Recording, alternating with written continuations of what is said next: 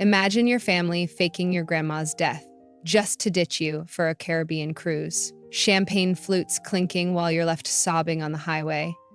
What secret could be so dark they'd betray their own blood? I'm Tara, and this is the story of how I uncovered a $2 million lie and turned it into their downfall. Hit subscribe and help us reach 1,000 because, trust me, you won't believe what's coming next. My name's Tara Hayes, and I'm 28 years old, a number-crunching accountant from Indianapolis who thought she had a family worth fighting for. That illusion shattered on a Tuesday night in March 2025, just as I was zipping up my suitcase for what was supposed to be the trip of a lifetime, a Caribbean cruise with my parents, my little sister Mia, and a handful of relatives. I'd been counting down the days for months, practically bouncing off the walls of my tiny downtown apartment. I'd splurged on a new turquoise bikini, spent hours curating the perfect playlist, and even taken a rare week off from my job at the firm. It was our first real family vacation in years, a chance to reconnect after too many missed dinners and unanswered texts. Then my phone rang. "Sweetie, it's Mom."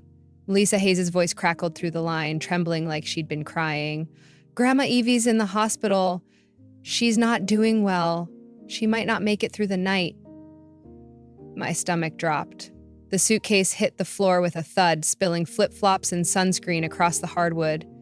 Grandma Evie, Evelyn Carter, was my rock, the one person in this family who never made me feel like an afterthought. "She asks for you specifically, Tara," Mom added, her words heavy with urgency. "She needs you there." I didn't hesitate. "Of course, Mom. I'll head to the hospital now. The cruise can wait." My voice shook, but I meant every word. Family came first. Always had for me. I could hear Mom sniffling on the other end. "Thank you, honey. You're such a good girl." The call ended, and I stood there, staring at the cruise tickets pinned to my fridge. $2,000 I'd saved up over months of overtime. They didn't matter anymore. I grabbed my keys, threw on a jacket, and bolted out the door, my mind racing with images of Grandma Evie hooked up to machines, her sharp blue eyes dimming. The drive to St. Vincent Hospital was a blur of headlights and honking horns along I-65. I kept replaying Mom's words. She might not make it through the night.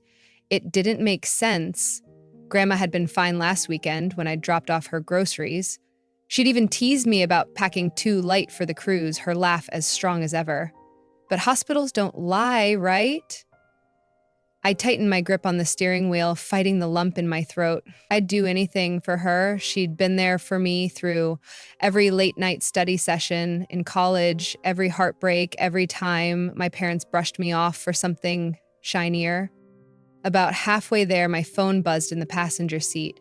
A text from Mia, my 24-year-old sister who'd been just as hyped for this trip as I was.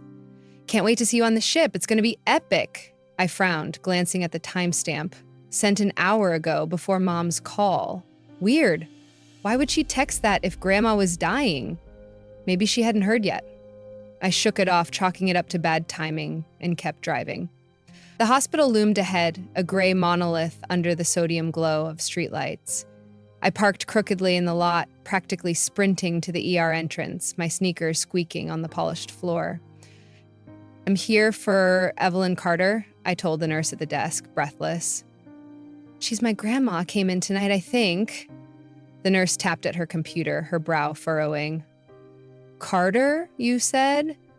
I don't see anyone by that name admitted today. Are you sure it was this hospital?" My heart skipped. "What? No, that can't be right. My mom said—" I stopped, fishing my phone out to call Mom back. Straight to voicemail. "I tried. Dad, next." Greg Hayes, the man who never missed a call when it was about his precious company. Voicemail again. Panic clawed at my chest. Something was wrong, but I couldn't pin it down. "Try her house," the nurse suggested, her tone gentle but firm. "Maybe there's a mix-up." "A mix-up? Sure." I nodded numbly, stumbling back to my car. Grandma lived 20 minutes away in a quiet suburb, her little brick bungalow a constant in my chaotic life. If she wasn't at the hospital, maybe she'd collapse at home, and Mom had gotten confused. My hands shook as I dialed her landline, praying she'd pick up. 1 ring, 2. Hello? Her voice, clear, strong, not a trace of sickness, hit me like a freight train. Grandma? You're okay? I nearly shouted, relief flooding me. Mom said you were in the hospital, dying. There was a long pause, then a sigh I could feel through the phone. Tara, honey, I'm fine. Come over. We need to talk. My relief curdled into dread.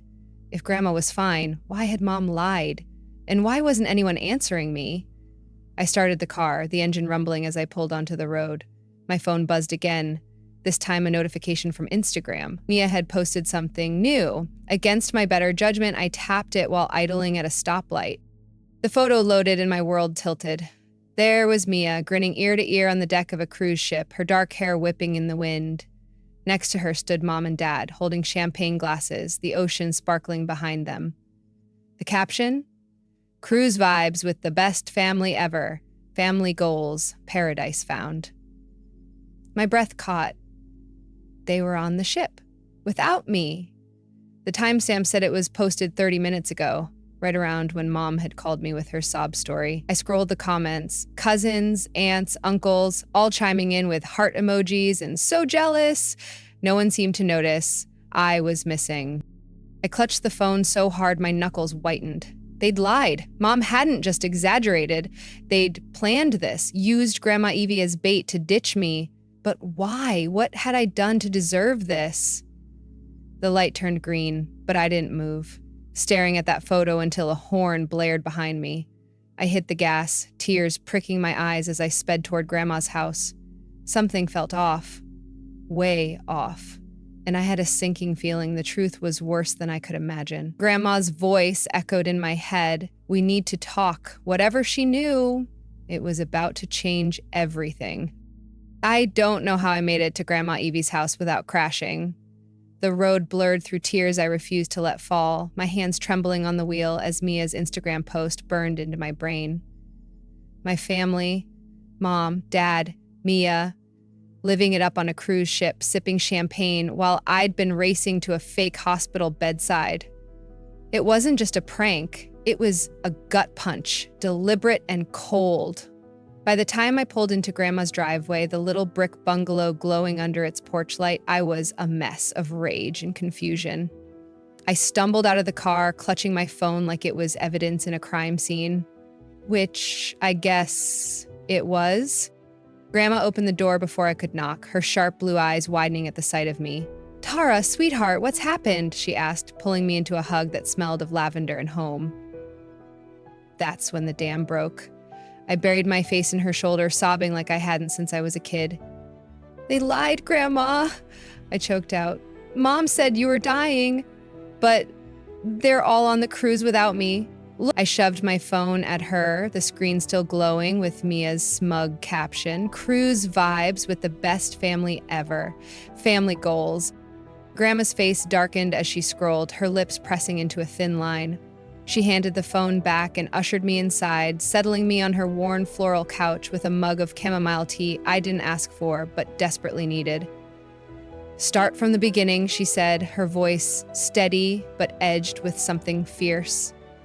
So I did. I told her about Mom's shaky call, the hospital mix-up, Mia's weird text about seeing me on the ship, and now this. Proof they ditched me while I was playing the dutiful granddaughter. I don't get it, I finished, wiping my eyes. Why would they do this? Why me? Grandma leaned back in her armchair, the one she'd sat in to read me stories as a kid, and sighed. Lisa called me last week, she said, her tone tight. She asked me to play along if you showed up, to pretend I'd been in the hospital, said it was for family harmony. I told her no, Tara, I'd never lie to you like that. But I didn't think they'd actually go through with it. My jaw dropped. Wait, so they planned this? To cut me out? Grandma nodded, her eyes flashing. Looks that way. And I'm guessing it's not the first time they've pulled something like this. Her words hit me like a slap. I thought back to all the little moments growing up. Mom and Dad scraping cash for Mia's dance lessons while I worked summers to afford textbooks. Mia getting a new car for her 16th birthday while I got a handshake and, "You're so responsible, Tara." I'd chalked it up to bad luck, told myself I was imagining the favoritism. But this was calculated. I pulled up Mia's post again, zooming in on the details. There was Mia, wearing the sundress I'd helped her pick out last month. White with yellow flowers, perfect for the cruise.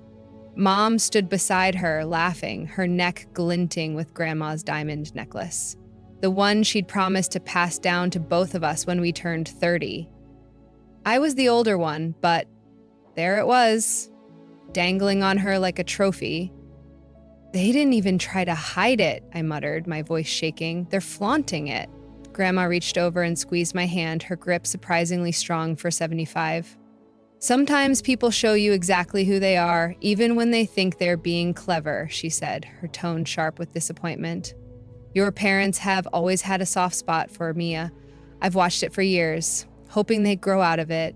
Clearly, they haven't." I stared at her, the tea cooling in my hands. "But why lie about you? Why not just say they didn't want me there? It would have hurt, sure, but at least it'd be honest." Grandma's expression softened, but her eyes stayed hard. "Because they know how much you love me, Tara. They knew you'd drop everything if they used me as bait. And they were right. That stung worse than the photo. They'd weaponized my loyalty, turned it into a leash to yank me around." I set the mug down, my stomach churning. What kind of family does that? Before she could answer, my phone buzzed again. Another Instagram notification.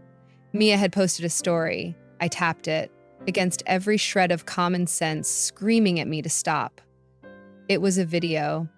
Waves crashing against the ship, steel drums playing in the background, and Mia's voice chirping, "Day 1 of Paradise with my faves." The camera panned to Mom and Dad lounging by the pool, Dad raising a cocktail and a mock toast. Then Mia turned it on herself, grinning. "Sorry, Tara. Guess you're stuck in Indy."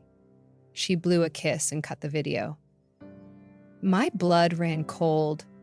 She'd posted that after I'd called Mom, after they knew I'd figured it out. This wasn't an accident. It was a taunt. I tried calling Mia right then, my thumb smashing the screen, blocked. Mom and Dad too, straight to voicemail again. "They've cut me off," I said, my voice hollow. Grandma stood up, pacing to the window like she was gearing up for a fight. "They think they've won," she said, peering through the curtains. "But they don't know what I know." I blinked at her. "What do you mean?" She turned, her face set with a determination I'd never seen before. "Tara, they're not just excluding you from a vacation. They're afraid of what you're worth. To this family, to me, to everything your grandpa left behind." "What I'm worth?" I echoed, my head spinning. "Grandma, what are you talking about?" She crossed the room and sat beside me, her voice dropping low. "I wasn't going to tell you this yet, not till you were ready, but after tonight, you need to know. There's more to this than a cruise, honey. A lot more." My heart thudded in my chest. The room felt smaller, the air thicker, like the walls were closing in with secrets I'd never suspected. "Tell me," I said, barely a whisper. Grandma took a deep breath, her eyes locking on mine. "It's about money, Tara. Money they've been hiding from you for years, and what they're willing to do to keep it." Grandma Evie's words hung in the air like smoke I couldn't clear. Money they've been hiding from you for years. I sat frozen on her couch, the chamomile tea forgotten, my mind racing to catch up. "What money?" I finally managed, my voice cracking. "What are they hiding?" Grandma didn't answer right away. She stood and crossed to her old oak desk in the corner, the one cluttered with photo frames and yellowed letters. She pulled open a drawer, fished out a thick manila envelope, and handed it to me. "Open it," she said, her tone grim. "You deserve to know." My hands shook as I tore the flap, spilling a stack of papers onto my lap. Bank statements, handwritten notes, a faded photo of Grandpa Jack, who died when I was 3. I barely remembered him, just a vague outline of a man with kind eyes and a booming laugh. "What's this?" I asked, scanning the top sheet. It was a check stub dated 2 months ago. $15,000 from Grandma's savings, made out to my mom, Lisa Hayes. That, Grandma said, pointing, was for the cruise. I gave it to them with one condition. It was for all of us. You, me, Mia, your parents. A family trip. Guess how they spent your share? I didn't have to guess. I pulled up Mia's Instagram again, the photo still seared into my retinas. There was Mom lounging on the deck wearing Grandpa's diamond necklace. The one she'd sworn was for both Mia and me when we hit 30. They gave it to her early, I said, my voice flat. And what else? Grandma nodded toward the envelope. Keep looking. I flipped through the papers, my stomach sinking with every page. Receipts for spa days, shore excursions, a premium cabin upgrade, all time-stamped this week, all adding up to about $5,000. My $2,000 cruise ticket sat unused in my apartment, while they'd blown the rest of Grandma's gift on Mia's luxury. That's just the start, Grandma said, sitting beside me. Your mom called me 2 weeks ago, begging for that money, said it'd bring us closer together. I only agreed because I thought you'd be there. Her voice tightened with anger. When I saw you tonight, I knew they'd lied. Again. I clenched the papers, my nails digging into the edges. Again? Grandma hesitated, then reached for a smaller document in the pile, a trust agreement typed in crisp legalese dated 25 years ago. Your grandpa set this up before he passed, she said. A trust fund for his grandkids, you and Mia, to split evenly when you turn 30. $2 million. $2 million. The number hit me like a brick. I'd scraped by on ramen and student loans to get through college, worked overtime to afford a one-bedroom rental, while Mia flitted through life with private school, dance recitals, and a wedding I couldn't even attend because I was too busy covering shifts. Where's the money now? I asked, dread pooling in my gut. Grandma handed me a bank statement, the balance circled in red ink. $800,000. That's what's left, she said quietly. They've been draining it for years. I stared at the numbers, my breath shallow, withdrawals stretched back decades. $10,000 here, $25,000 there, all signed by Mom and co-signed by Uncle Tom Carter, her brother and the trustee. One entry from 2018 caught my eye, $50,000 labeled Mia's tuition. I'd graduated that same year, drowning in $60,000 of debt I was still paying off. They used my money for her? I whispered, the betrayal slicing deeper. Grandma nodded. And more. Cars, vacations, that fancy wedding last year. They convinced Tom it was for the family, but you never saw a dime. I was about to explode when my phone buzzed. An email from Uncle Tom, subject, I'm sorry, Tara. I opened it, my hands trembling. Tara, it read. I can't keep quiet anymore. What they did with the cruise money was the last straw. I've attached records of every withdrawal they made from your trust. I should have stopped them years ago. The attachments loaded PDFs of bank transfers, emails between Mom and Tom, even a memo from Dad. Tara's too responsible. Mia needs this more. That line burned into me. Too responsible? I'd been their safety net, the one they could count on to pick up Grandma's groceries or cover a bill, while Mia got the red carpet. Tom knew? I asked, my voice rising. Grandma sighed. He's weak, Tara. Your mom's got a way of twisting people. I only found out the extent of it last month when I confronted her. She swore they'd pay it back, then asked for the cruise money as a fresh start. I gave it to them as a test. They failed. Failed spectacularly. Over $500,000 of my future siphoned off to prop up Mia's perfect life. I flipped through Tom's files, each page a new wound. $20,000 for a car when Mia turned 18, $15,000 for a European trip I wasn't invited to. My trust fund wasn't just dwindling. It was a piggy bank for their golden child. Why didn't you tell me sooner? I asked, my throat tight. Grandma's eyes softened. I didn't know how deep it went till recently. I kept hoping they'd change, that they'd see what they were doing to you. But this cruise, it's proof. They won't. She leaned closer, her voice fierce. You're not imagining it, Tara. They've gaslighted you for years, made you doubt your worth, but not anymore. I nodded. anger replacing the shock. They'd played me, used my loyalty, my love for Grandma to keep me in the dark. But the dark was where I found the truth. My phone buzzed again, a text from Mia this time. Mom says you're spreading lies. Why can't you just be happy for me? I laughed, a bitter, hollow sound. Happy? They'd stolen my money, my trust, my family, and she wanted me to clap for her? I showed Grandma the text and her jaw tightened. They're still trying to turn it on you, she said, but they don't know what's coming. I looked at her, the envelope of evidence heavy in my lap. What's coming? She smiled, a glint of... Grandma Evie's promise of justice lit a fire in me I didn't know I had. The next morning, I sat in my Indianapolis apartment, the manila envelope of evidence spread across my coffee table like a war map. My phone buzzed incessantly. Texts from cousins, a missed call from Dad, even a snarky message from Mia. You're just jealous I'm the favorite. Enjoy your boring life. I didn't reply. Words wouldn't fix this. Action would. Grandma's email from last night had landed like a bomb. Scans of the trust agreement, Tom's confession, and a new bombshell. She'd transferred her 60% controlling shares of Hayes Corp., Dad's precious company, to me at dawn. I wasn't just a victim anymore. I was a player. I called Uncle Tom first. His voice was shaky when he picked up. Tara, I'm so sorry. I sent you everything I had last night, every withdrawal, every lie. What are you going to do? I gripped the phone, my resolve hardening. Meet me downtown in an hour. Bring the originals. He hesitated. They're my family too, you know. Not anymore, I snapped. They stopped being mine when they stole $500,000 from me. He sighed, defeated. Okay, I'll be there. Next, I called Grandma.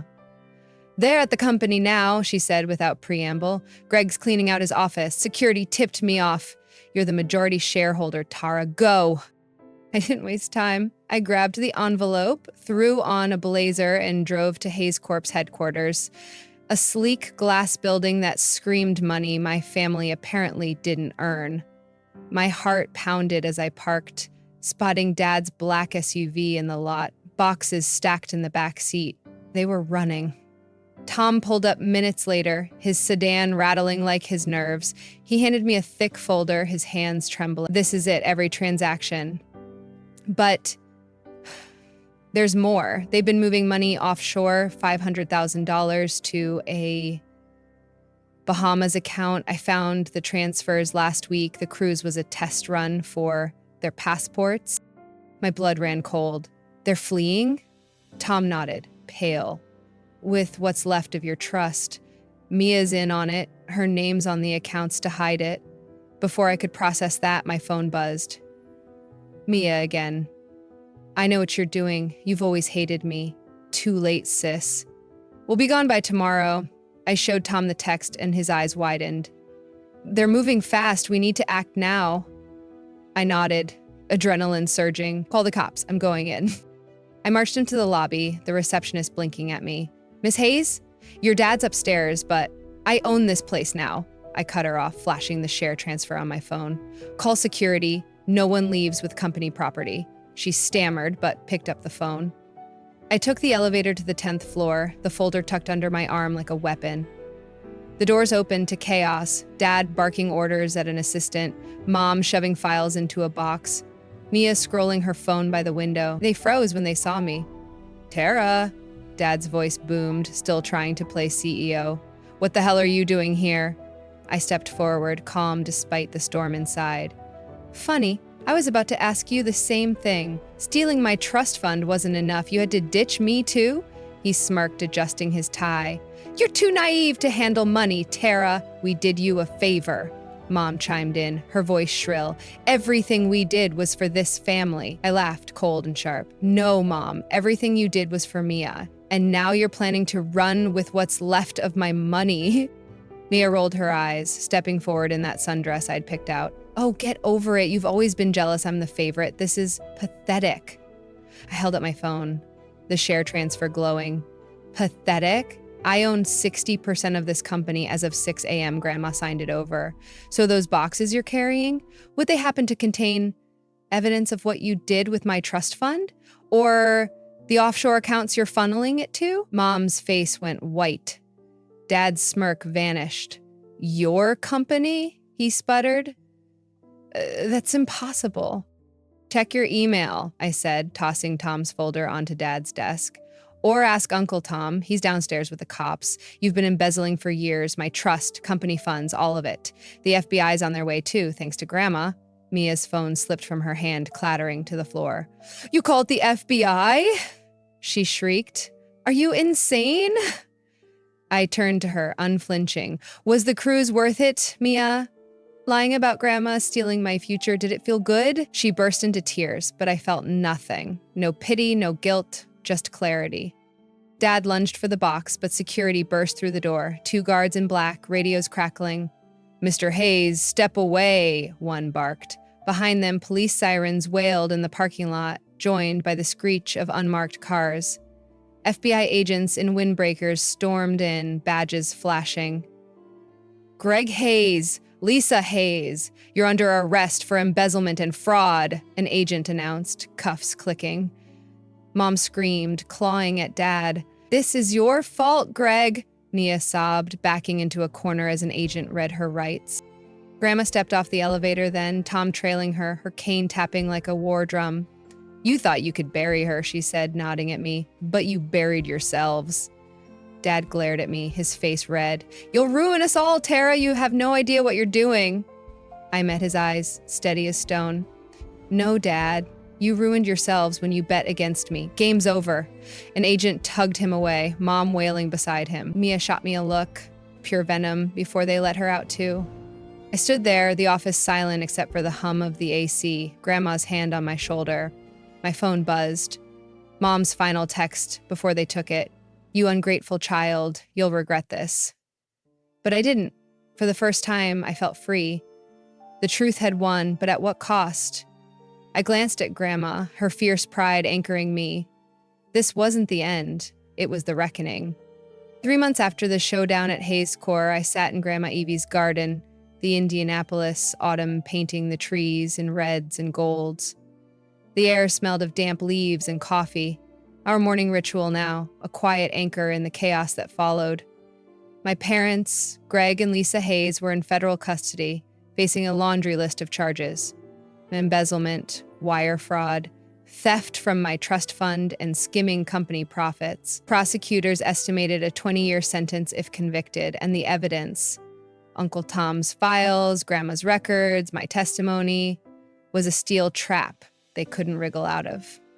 Mia dodged the worst of it, cutting a deal to testify against them for immunity. Last I heard, she was flipping burgers in Minnesota, her Instagram silent for the first time in years. The FBI's investigation peeled back layers even we hadn't seen. Dad hadn't just drained my $2 million trust fund. He'd siphoned $1,500,000 from Hayes Corp over a decade, padding offshore accounts while the company teetered. Shareholders sued, but I stepped in as majority owner, promising transparency.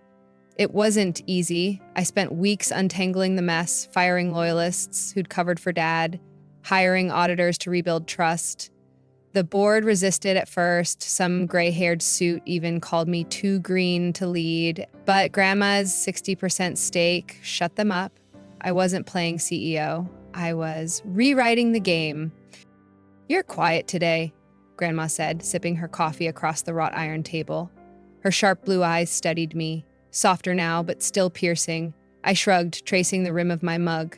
Just thinking. It's over, but it doesn't feel like a win. She nodded, setting her cup down. Justice rarely does, Tara. It's a hammer, not a hug. She was right. I'd gotten the truth, reclaimed what was mine, but the cost was a family I'd never get back.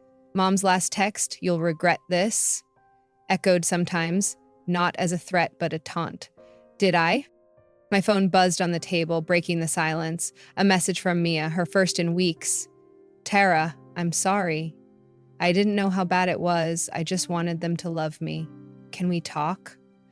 I showed it to Grandma, expecting her to scoff. Instead, she sighed. She's young. They molded her into this. Doesn't excuse it, but it explains it. I stared at the words, feeling the old ache. Mia's tears in Dad's office, her venomous glare as the FBI cuffed Mom. Sorry, didn't erase that. I typed back maybe someday, not now. Sent. Some wounds cut too deep for quick fixes. Hayes Corp was my focus now. I'd launched a scholarship fund with the first quarter's profits. Full rides for employees' kids, no strings attached. The press ate it up. Local woman turns family betrayal into community good. It wasn't charity, it was defiance. Dad built that company on secrets. I'd rebuild it on integrity. Revenue ticked up slowly as clients returned. I worked late most nights. My apartment a revolving door of takeout boxes and spreadsheets. Grandma called it my empire phase, I called it survival, but the story wasn't done. A week ago, Mom sent a letter from jail. No apology, just a cryptic line. You'll never know the full story, Tara.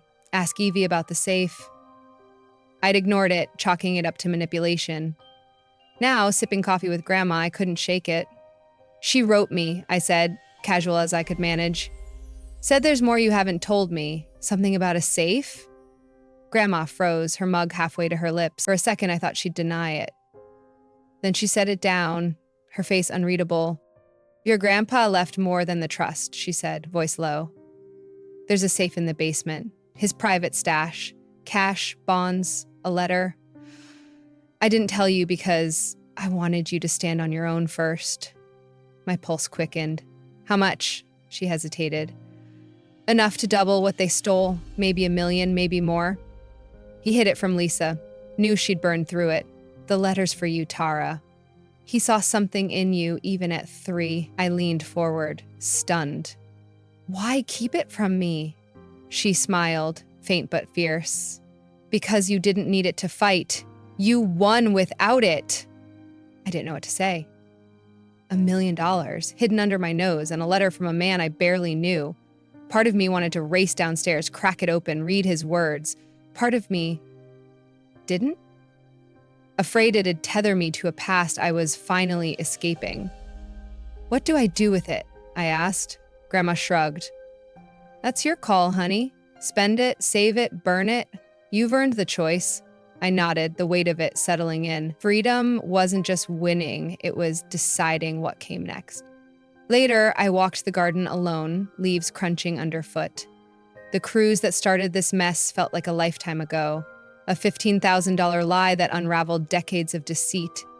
I'd lost my parents, my sister, but I'd found something else. Me. The Tara who'd begged for their approval was gone, replaced by someone who didn't need it. Grandma joined me, her cane tapping the path. Your grandpa would be proud, she said, her voice warm. Always said money reveals character. Look what it showed about you.